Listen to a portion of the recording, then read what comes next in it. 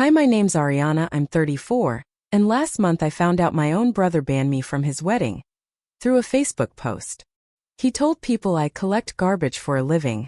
Not knowing I quietly own 3 private jets that move half the city's cargo. That one post changed how I saw family forever. Tell me in the comments where you're watching from. And don't forget to subscribe for more real stories about family, betrayal, and emotional courage. I still remember the exact moment it happened. A Wednesday evening around 6:30. The smell of reheated coffee filled my tiny kitchen as I sat scrolling through Facebook after another long shift.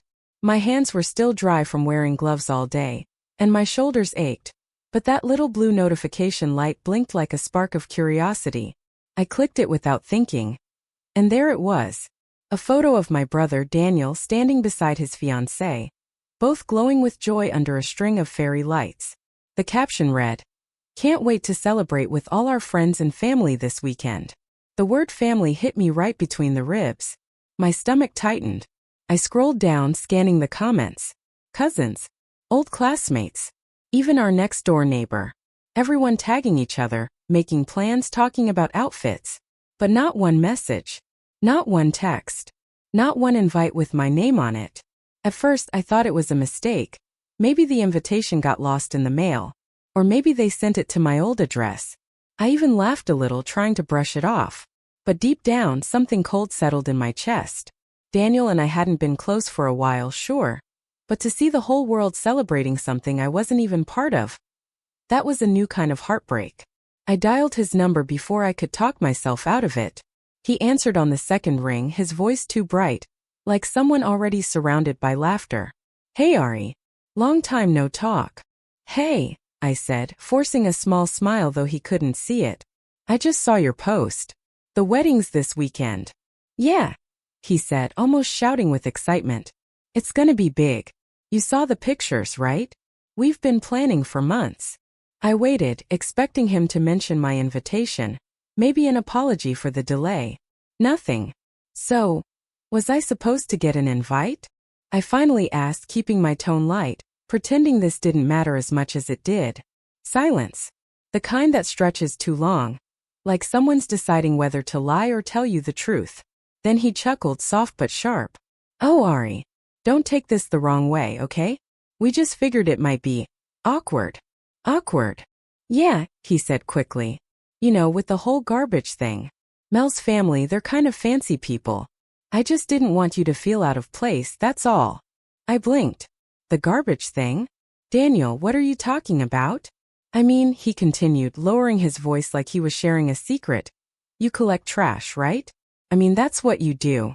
You work with garbage trucks. And that's fine, seriously, but I can't have people thinking my sister's showing up in her work clothes or something. It's just one night. You understand, right?" I didn't answer. I just stared at the little crack in my countertop, the one I'd been meaning to fix for weeks, and felt the words sink in. "You collect trash." He said it like I was dirt under his shoe. "I wear dresses too, Daniel," I finally whispered. "I even know how to use a fork at dinner." He sighed, clearly uncomfortable now. "Come on, Ari, don't make this dramatic. You know how people talk. It's not personal." "Not personal." The man who shared my childhood, who slept on the top bunk when we were kids, who cried the day Dad died, was telling me I wasn't good enough to sit in a room full of strangers because of the way I earn my living. I ended the call before I said something I'd regret. The kitchen felt smaller after that. The refrigerator hummed softly. Outside a dog barked, then everything went still. I looked at the clock, 7:15. 15 minutes. That's how long it took for my brother to tear through 34 years of love, fights, holidays, and laughter. I tried to eat dinner, but the food tasted like cardboard. I kept seeing his face, the pride in his voice when he said fancy people. I wanted to believe he didn't mean it that way, that maybe he was just nervous, trying to impress his fiancée's parents. But the truth was sharper than that. He was ashamed of me. The next morning I went to work early, needing distraction. The familiar sound of engines, the metallic clang of bins being lifted, the smell of diesel, it grounded me. My crew greeted me like always. "Morning, boss." "Hey Ari, you look tired." I smiled, pretending everything was fine. I climbed into the truck, hands wrapped around the wheel, and let the rumble drown out my thoughts. But every stop reminded me of Daniel's words. Each trash can, each bag, each forgotten item left by the curb. It all felt like a metaphor. People throw things away when they don't see their value anymore. Maybe that's what he'd done to me. Around noon, my phone buzzed with a message from Mom. "Sweetheart, I heard what happened. I'm so sorry. He shouldn't have said that." I didn't reply. I couldn't. Because even she was going to the wedding. By the afternoon, I found myself parked behind a diner off Route 9, sipping watered-down iced tea, staring at nothing. That's when I remembered something Dad used to say. Never be ashamed of the hands that feed you. He'd built his own business from the ground up, the same one I now ran. He used to tell us, "There's dignity in any job done right." I believed that. Daniel once did too. I wiped my eyes before the tears fully formed. I wasn't going to cry over someone who decided I was unworthy of standing beside him. But I'd be lying if I said it didn't hurt. That night I couldn't sleep. I kept replaying our last real conversation from years ago, before money and pride got between us. He'd been struggling to pay his bills back then, and I'd slipped a few thousand into his account to help. He never knew it came from me. I just told Mom to tell him it was from her. Now that same brother saw me as a burden. I got up, paced the small apartment and turned on the light. My reflection in the window looked tired but determined. If Daniel thought I was just a garbage collector, then so be it. I knew the truth, and someday so would he. Still, the thought gnawed at me. What did I do to deserve being cut out of the most important day of his life?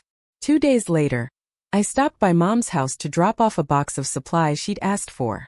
Wedding decorations covered the living room. Flowers, ribbons, a huge white box labeled table settings. She looked nervous when she saw me. "Sweetheart," she said, "please don't be upset. He's just stressed. It's his wedding week." "I'm not upset," I lied. She touched my arm gently. "You know your brother. He always worries about what people think." "Yeah," I said softly. "That's the problem." Before I left, I noticed a small photo on the mantel, one from years ago. Daniel and I in our old school uniforms, arms around each other, faces covered in mud from playing baseball. We were smiling like nothing could ever come between us. I took a picture of it with my phone before walking out. Driving home, the sky turned orange with the setting sun. The road stretched quiet and empty, and for the first time in a long while, I felt both angry and free. Maybe he'd throw me away like trash, but I wasn't the kind of garbage that stayed buried. I was the kind that learned how to rise again. I didn't know it yet, but that moment, that silent promise to myself, would change everything that came after. The night I drove home after seeing Mom, I parked my truck outside the apartment complex and just sat there for a while, staring at the steering wheel. The quiet hum of the engine filled the air like a low heartbeat. I didn't turn it off. I just let the sound wrap around me. Steady, familiar, alive. Most people don't understand what silence feels like after a day full of noise. The trucks, the shouting, the endless beeping of the compactor. But that night, silence felt like a friend who didn't ask questions.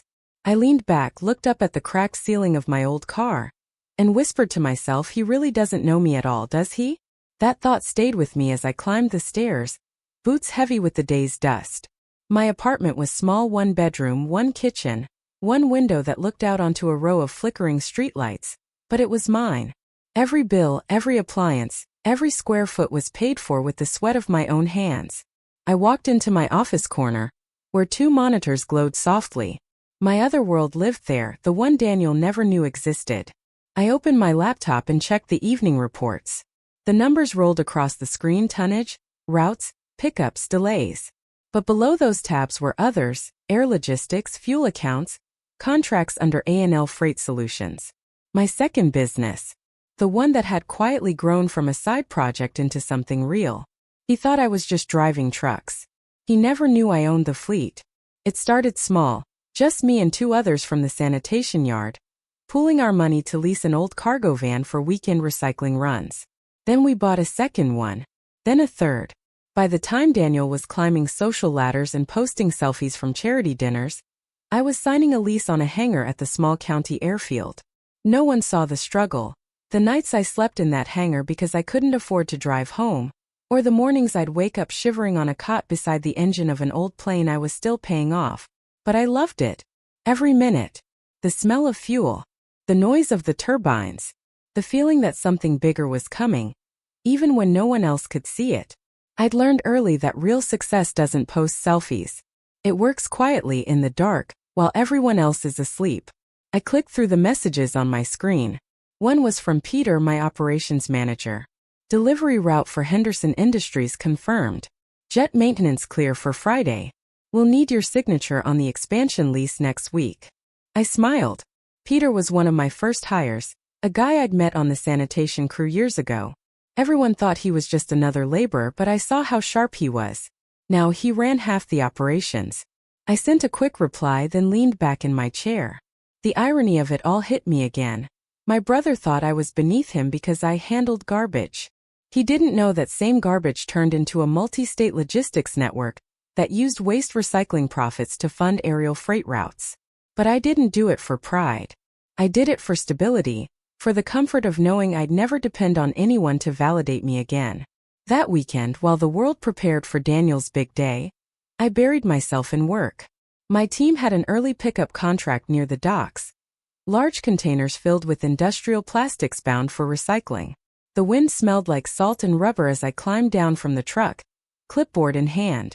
"Morning, boss," shouted Luis, one of my crew members, waving from across the yard. "Morning," I yelled back. "Let's keep it tight today. Weather says rain by noon." Luis grinned. "You always know before it happens." "I've been doing this long enough," I said, smiling. We got to work, moving efficiently. A team that understood each other without many words. Most of them didn't know the full extent of what I owned, and that's how I preferred it. Respect shouldn't depend on a title. As I was checking off the final load, my phone buzzed. It was an unknown number. I hesitated, then answered. "Hello. Hi, is this Ms. Rivera?" a man's voice asked. "This is Ethan from Blue Ridge Aviation. I'm calling to confirm the maintenance schedule for your Citation jet." "Yes, that's me," I said, stepping away from the noise. "Friday morning, right?" "Yes, ma'am. Just making sure. Also, the refueling invoice from last week is ready for pickup." "Got it. I'll send someone tomorrow." I hung up, catching Luis watching me curiously. "Everything okay, boss?" "Yeah," I said, tucking the phone away. "Just business." He nodded and we got back to work, but inside I felt that familiar ache again. The one that came whenever I realized how small Daniel's world really was. He thought in brands, parties, appearances. I thought in trucks, routes, and fuel contracts. We were siblings by blood, but we spoke different languages now. That afternoon, I stopped by the hangar before heading home. The sun was dipping low, turning the metal walls gold. My favorite plane, a silver Cessna I'd named June after Mom, sat quietly in the corner. The smell of oil and air freshener filled the space. I walked around it slowly, running my fingers over the wing. It still amazed me sometimes how far I'd come. I'd spent most of my 20s being laughed at for working in trash. Now those same materials funded private air freight that helped small manufacturers move goods across states faster than ground transport ever could. Daniel never knew that. He never asked. My phone pinged again, this time a text from Mom. The wedding rehearsal dinner went well. He looked so happy tonight. I stared at the message, my fingers hovering over the screen.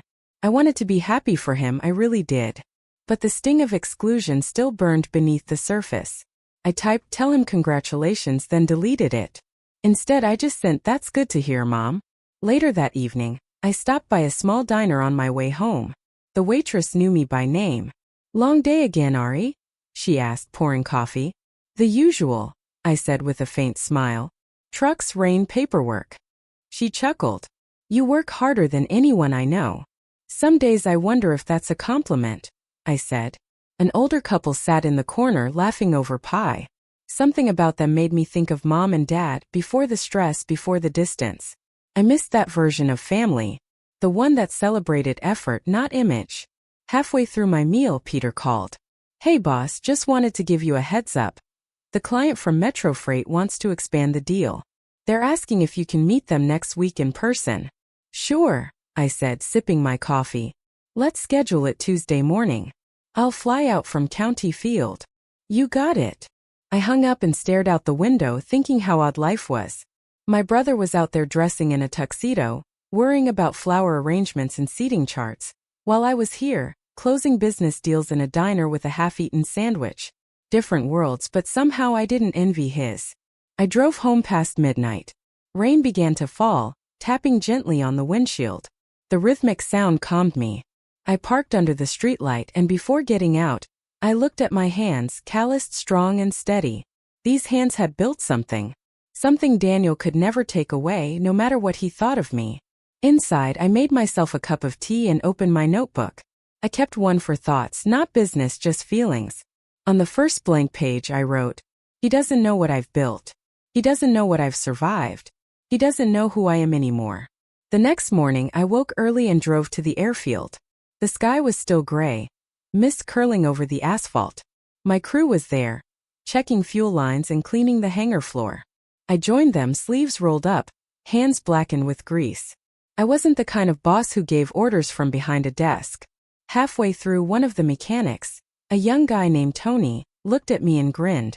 "Boss, when are you gonna let us take that fancy jet of yours for a spin?" I laughed. "When you've logged at least 1,000 more hours." "Fair enough," he said, chuckling. It felt good, being surrounded by people who respected me for what I did, not what I wore. By noon the clouds cleared.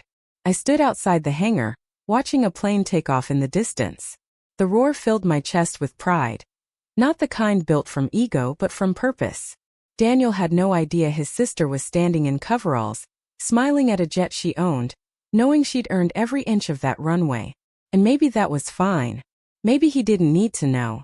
Because sometimes keeping your peace hidden is the sweetest victory of all. Still, as the plane disappeared into the clouds, a thought whispered through my mind, soft but sharp. One day he will find out. Not through words but through the way life has a funny way of bringing truth to light. I brushed my hands clean, took one last look at the sky and walked back inside, ready to face whatever came next. Knowing exactly who I was, even if my own brother never did. The morning of Daniel's wedding began like any other, except for the ache I couldn't quite name. The sunlight filtered through the blinds in thin golden stripes, cutting across my bed like quiet reminders of a day that wasn't meant for me. Outside, the neighborhood buzzed faintly. Car doors slamming, a lawnmower humming, a couple arguing over breakfast. Normal sounds. But inside my apartment, there was only the low hum of the refrigerator and the silence I'd grown so used to. I stared at the calendar on the fridge. The date was circled, not by me but by Mom. She'd written it weeks ago when she dropped by with leftovers and nervous eyes. "Just in case you forget," she'd said. As if I ever could. I made coffee and stood by the window, sipping slowly. The bitterness felt grounding, like something I could hold on to. My phone was on the counter, face down, silent. Part of me hoped it would ring, even though I knew it wouldn't. By 9 a.m., the day was already stretching long and heavy. I tied my hair into a loose braid and got ready for work, not because I had to, but because I needed to move. Sitting still only gave thoughts too much space to grow. At the hangar, my team was already there, prepping for a delivery run. The air smelled like fuel and fresh paint. I pulled on my jacket and nodded toward Tony. "Morning," I said. "Morning, boss." "Big day, huh?" he said with a grin, unaware of what he'd just said. I blinked. "Big day." "Yeah," he laughed. "Didn't you hear? They're closing half the highway near downtown. Some big wedding convoy or something." I smiled faintly, masking the sting in my chest. "Ah, right. Must be quite an event." He shrugged. "Guess so. People spend crazy money just to look happy for a few hours." I turned away before he could see the flicker of emotion cross my face. All morning I buried myself in work. I checked invoices, inspected engines, signed off on maintenance logs. Every signature was a distraction. Every checklist a lifeline. But even through the steady rhythm of tasks, my mind drifted, not to the ceremony itself, but to all the years that led up to it. I remember being 10, holding Daniel's hand when he was too scared to walk into his first day of middle school. I remembered staying up all night helping him finish his college portfolio when he thought he'd fail. And I remembered his voice, sharp and final, when he called me a garbage collector. The sound of it still echoed, faint but cutting like glass under skin. Around noon, Peter walked in with lunch. "You've been at it all morning," he said, setting a bag on my desk. "Eat something." "Thanks," I murmured. He hesitated. You okay? You seem quieter than usual. I forced a smile. Just a long week. He nodded, though his eyes lingered on me for a moment longer before he walked out. I opened the bag chicken wrap, my usual, and stared at it without appetite.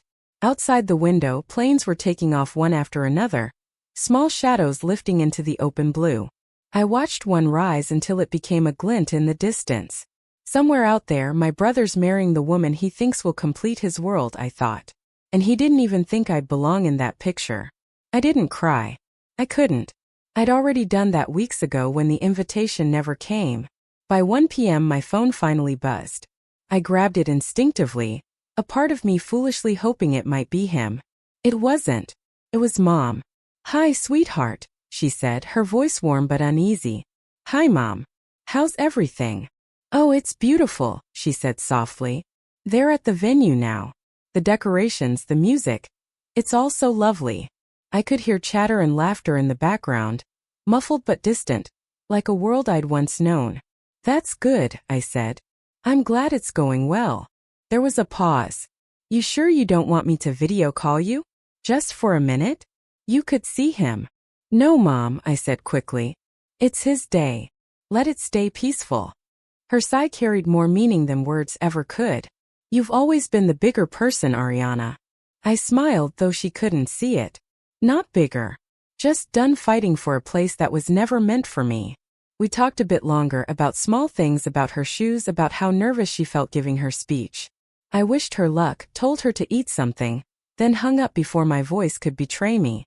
After that call, the silence returned heavier than before. I tried to focus on work again, but my heart wasn't in it. Around 3, I decided to leave early. I told Peter I had errands and climbed into my truck. I didn't know where I was going, only that I needed to drive. The sky was overcast now, gray and thick, the kind that makes you feel small beneath it. I drove aimlessly through the city, passing flower shops, cafes, and traffic lights that all seemed a little too cheerful for how I felt. At one intersection, a sleek convoy of black cars sped past, decorated with ribbons and white bows. My chest tightened. It had to be them. I slowed the truck and pulled over to the curb, watching as the cars disappeared around the corner. I didn't see faces, but I didn't need to. I could picture it all. Daniel in his designer suit, his bride radiant, guests smiling for photos. I rested my forehead against the steering wheel and let out a long breath. I wasn't angry, just tired. Tired of being the ghost in other people's celebrations. Then a strange impulse hit me. I turned the truck back on and drove toward the opposite side of the city, to a place that had always grounded me. The county airfield was quiet that afternoon. Most flights had wrapped up. The hangar doors stood open, sunlight spilling in across the polished floor. My Cessna June gleamed faintly in the light. I climbed inside not to fly but to sit. The cockpit smelled like oil and air freshener, familiar and steady. My hands rested on the controls, and for a moment I imagined taking off. Just soaring somewhere far away, above the noise, the expectations, the disappointments. Instead I stayed still, letting the quiet fill the space around me. After a while I pulled out my phone again. A notification flashed, a photo tag on social media. I hesitated before opening it. There it was. Daniel and his bride framed perfectly beneath an arch of white roses. His hand on hers. His smile wide. Mom beside them, teary but proud. The caption read, "A perfect beginning to forever. Surrounded by those who matter most." My stomach nodded. Not because I wanted to be in that picture, but because I finally understood what it meant, that I'd stopped mattering in his version of forever. I turned off my phone, dropped it on the seat, and leaned back, staring at the clouds beyond the windshield. That's when the first tear slipped out, quiet, uninvited, but honest. I didn't wipe it away. Instead, I whispered to the empty cabin, "You didn't need me, Daniel. But I'm still here. Still standing. Still flying."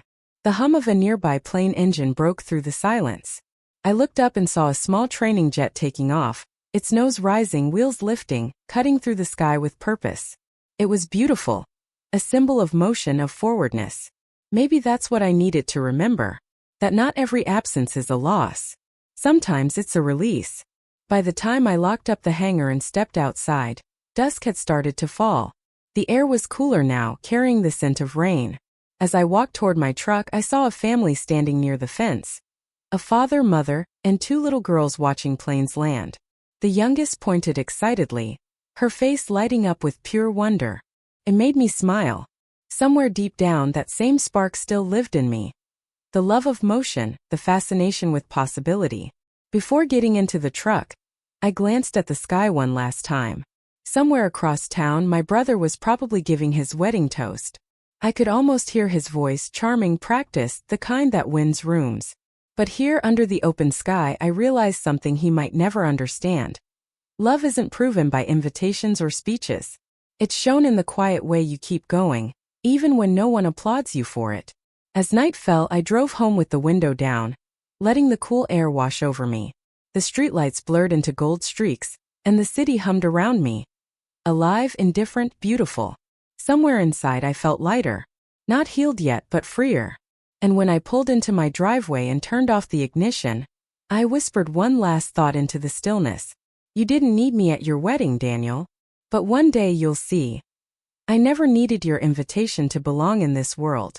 I stepped out, closed the door gently, and walked inside.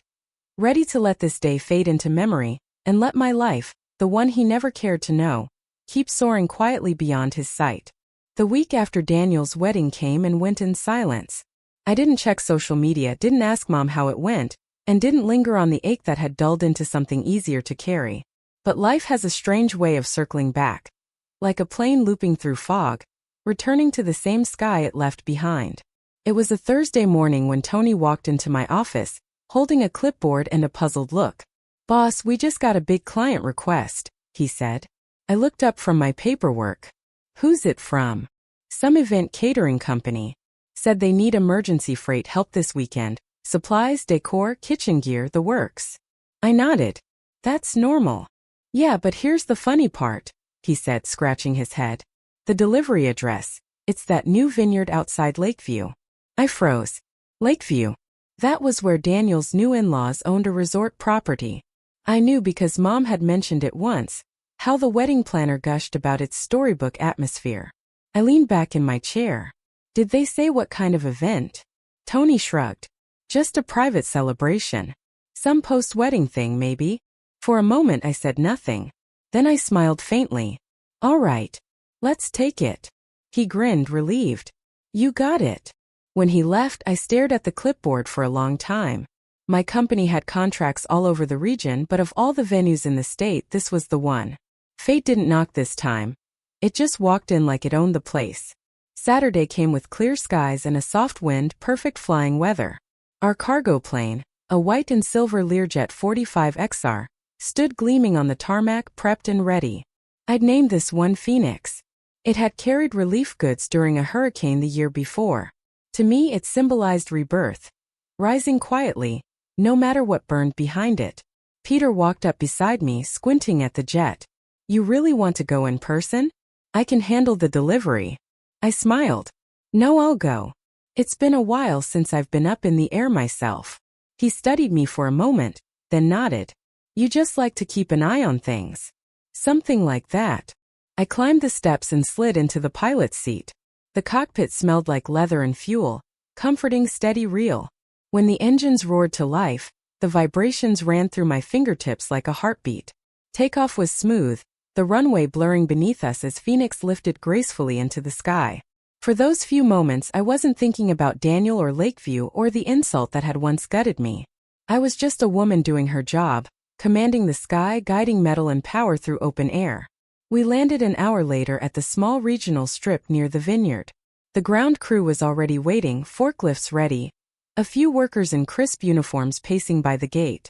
I stepped out, wind catching my hair, my jacket flapping against my legs. "Morning." I greeted them, my voice calm, professional. "Morning, ma'am," one of the workers replied. "You're the freight operator for the catering company?" "Yes," I said. "We're delivering the second shipment of kitchen equipment and floral stands." He nodded and motioned for the forklifts to move. It was all routine, until a black SUV pulled up near the entrance of the airstrip. Even before the door opened, I recognized the license plate. My stomach tensed. The SUV door swung open, and out stepped Daniel, He was wearing sunglasses, a pressed blue shirt, and that same confident posture I remembered, shoulders back, chin high, like the world belonged to him. His bride stepped out next, in a flowing cream dress, phone in hand, her smile practiced and distant. I froze for half a second, but my training kicked in. I turned toward the crew, issuing instructions. Make sure the fragile items go in last. Label those crates before loading. Daniel's voice broke through the noise. Ariana. I didn't turn immediately. I adjusted my clipboard and signed a manifest. Only then did I look up. Daniel, I said evenly. Didn't expect to see you here. He took off his sunglasses, eyes flicking between me, the jet, and the uniformed crew who called me ma'am. What are you doing here? He asked, confusion knitting his brow. Working, I replied simply. Same thing I've always done. His bride tilted her head, whispering something I couldn't hear. He gave her a tight smile, the kind people give when they're trying to make sense of something impossible. You're flying this? He asked. I own it, I said quietly. And the company that operates it. The silence that followed was almost visible, heavy, brittle, charged with disbelief. His lips parted, but no words came out. One of the younger crew members jogged up to me. Ma'am, should we park the vehicles closer to the catering tent?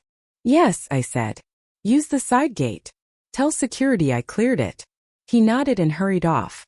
When I turned back, Daniel was still staring at me like he was seeing a ghost. Wait, he said, his voice unsteady. You mean this, all of this, it's yours? I nodded.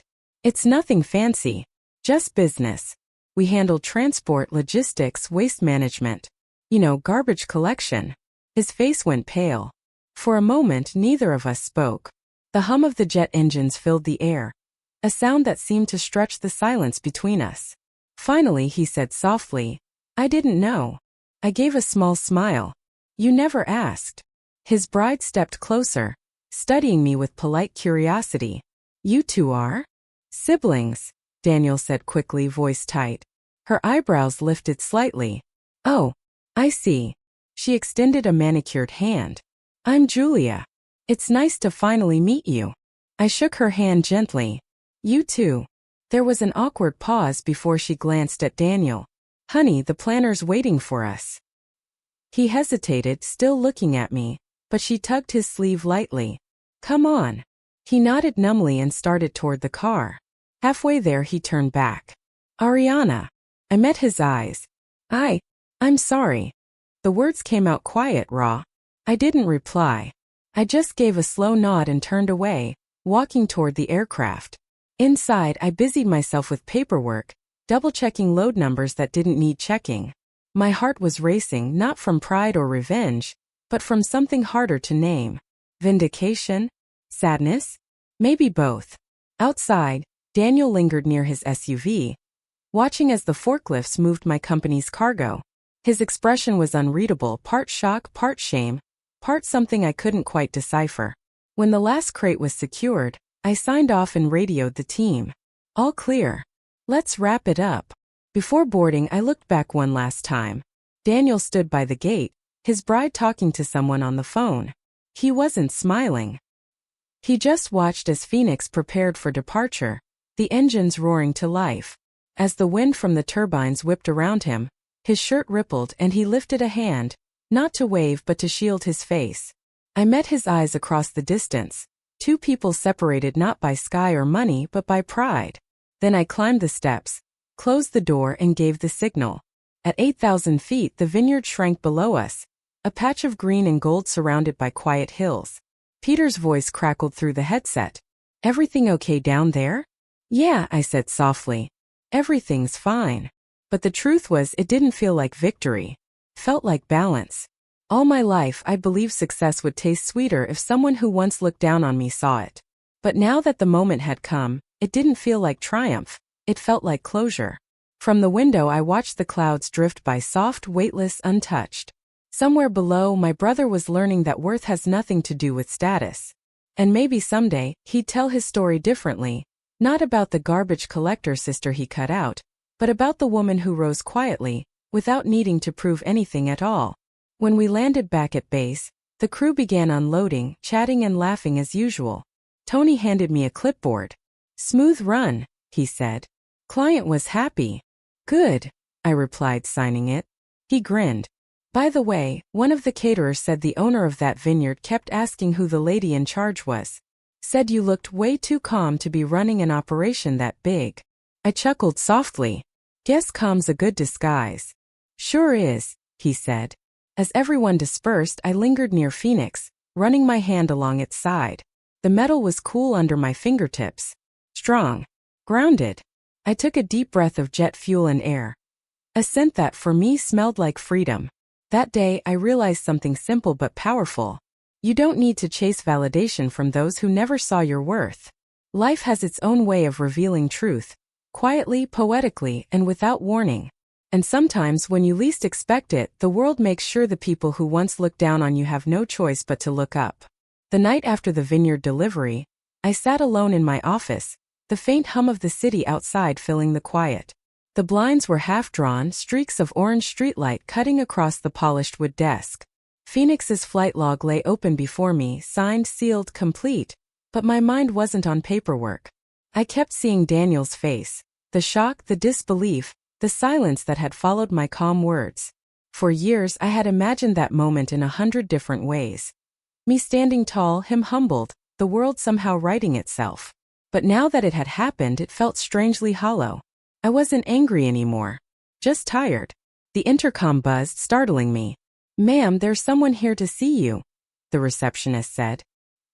"He says it's urgent." "Who is it?" A pause. "He didn't give his name, but he said you'd know him." Something in her tone made my chest tighten. "Send him in," I said quietly. Moments later, the door opened. Daniel stepped inside. He wasn't wearing his polished shirts or that easy confidence I remembered. His tie hung loose and there were faint shadows under his eyes, the kind you get when sleep avoids you for too many nights. "Ariana," he said softly. I didn't rise. "You shouldn't be here this late." "I know," he said, shutting the door behind him. "But I had to talk to you." For a long moment, neither of us spoke. The air between us felt thick, like the space carried years of unspoken things. Finally, I said, "You saw everything you needed to at the vineyard. What else is there?" He ran a hand through his hair and let out a slow breath. "That's exactly why I came. Because I didn't really see you. Not before. Not even then. He stopped, shaking his head. "I don't even know where to start." "Try the beginning," I said quietly. He gave a small, humorless laugh. "You always did say that." He walked toward the window, looking out at the city lights. His reflection was pale against the glass. "When Dad died, I thought I had to hold everything together. The company, Mom, the house. Everything. And when you said you wanted to start your own business, waste management of all things, I thought you were running away. I thought it was beneath us." "Beneath you," I corrected gently. He flinched but didn't deny it. "Yeah, beneath me. I was arrogant, Ariana. I judged you without understanding what you were building." He turned to face me. "And then I let other people, friends, relatives, even Julia's family, talk about you like you didn't belong. Like you were the odd one out." "You didn't just let them," I said, my voice calm but steady. "You joined them." He swallowed. "I know." There was a tremor in his voice now, not dramatic but real. "And when you stopped coming around, when you stopped answering calls, I told myself you didn't care. That you'd changed. But seeing you at that airstrip..." He broke off, his eyes glistening in the dim light. I realized I was wrong about everything. I leaned back in my chair, hands folded. "And now you're here to say sorry?" He nodded slowly. "Yes. But I know it's not enough." The words hung there, honest, late, heavy. For a while I just studied him. The brother I'd grown up with, who used to share secrets with me under a blanket fort, who taught me how to ride a bike, who cheered at my first school speech. Somewhere along the way, that version of him had disappeared behind pride and pressure. And now here he was, stripped of both. "Why now?" I asked softly. "Why not years ago?" He hesitated. "Because I didn't see the cost until it was too late." He sank into the chair across from me. "Mom's sick, Ariana. She's been trying to hide it, but the doctors say it's her heart." My breath caught. "What?" "She collapsed 2 days after the wedding. he said, voice trembling slightly. She's stable now, but the doctor said stress made it worse. She's been carrying guilt for years, about how things went between us. She talks about you every day. Keeps your old photo on the dresser. A knot formed in my throat. Why didn't anyone tell me? I wanted to, he said. But I was afraid you wouldn't even pick up my call. He wasn't wrong. For a long time, I'd built walls so high that even family couldn't climb them. It had been easier that way, safer. I stood slowly, moving to the window. The city shimmered below, restless and alive. How bad is it? I asked quietly. She's on medication, but the doctor said she shouldn't live alone anymore. She needs family around. Family. The word felt heavy now, not warm, not comforting, just fragile. I'll visit her, I said finally. He looked up, hope flickering in his eyes. You will? Yes. But not for you, Daniel. For her. He nodded, accepting that without argument. That's fair. 2 days later, I stood outside Mom's house, the same one I'd left years ago. The roses she'd planted along the porch were still there, a little overgrown but fragrant. The curtains fluttered softly in the open windows. Daniel was right, she looked smaller now.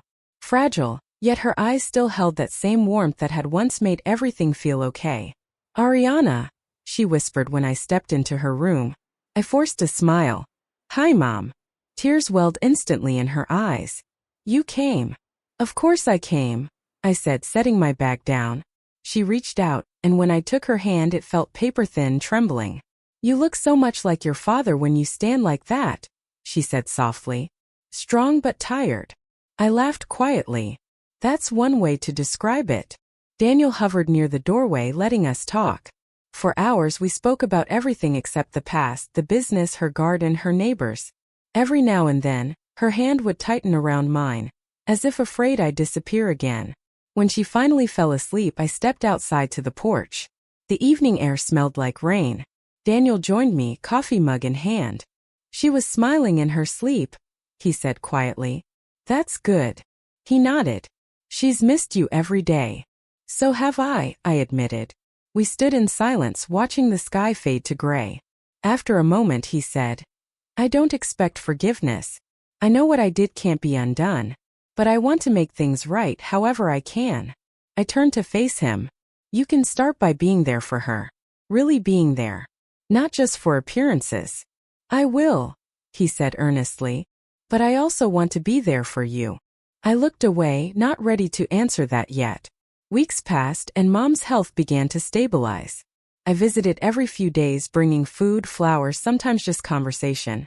Daniel really tried. He canceled business meetings to take her to checkups, learned her medication schedule, even started cooking her favorite meals. It was strange seeing him like that. Human. One evening, after tucking Mom in, he walked into the living room with a worn box. What's that? I asked. He smiled faintly. Something you should have had a long time ago. Inside were old photos. Us as kids, Dad holding us both after a picnic, family vacations, birthday cakes. Beneath the photos was a faded envelope. He handed it to me. Dad wrote this before he passed. He wanted us to read it together, but I never did. My hands trembled as I opened it. My children, life will test you in ways I can't predict. You will face pride, jealousy, and choices that pull you apart. But remember this, the world measures success in titles, but I measure it in kindness. Be proud but never cruel. Be ambitious but never forget where home is.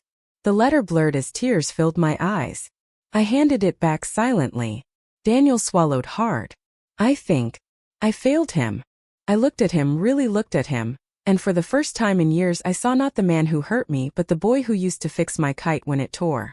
Maybe, I said softly, but you don't have to keep failing. He nodded, a tear slipping down his cheek. I just wish I'd said all this sooner. I gave a small sad smile. That's the thing about apologies, Daniel. Sometimes they come after the damage is already done. He met my eyes. Then let me spend the rest of my life proving it wasn't too late. A month later, as Mom grew stronger, I invited her to visit my company for the first time. When she saw Phoenix gleaming under the sunlight, she gasped softly. You did all this? With a lot of help, I said. Her eyes filled with pride. Your father would have been so proud of you. Daniel joined us later, watching quietly as I supervised the crew. He didn't try to overshadow or impress. He just watched, respectful learning. Before leaving, he pulled me aside. I meant what I said, he murmured. About proving it. Not through words, through actions. I nodded. Actions are louder anyway. He smiled faintly. You really are Dad's daughter. It wasn't forgiveness, not yet. But it was peace. Late that night, after everyone left, I sat in my office again, looking at the skyline. The city shimmered with lights, and I realized something profound. Not every apology mends what was broken, but sometimes it helps rebuild what still remains. Daniel's apology had come years too late to undo the pain, but it arrived just in time to save what mattered. Our mother, our family, maybe even a part of him. As I turned off the lights and stepped outside, the cool air brushed my face, carrying the faint scent of jet fuel from the hangar nearby. It no longer smelled like escape. It smelled like home.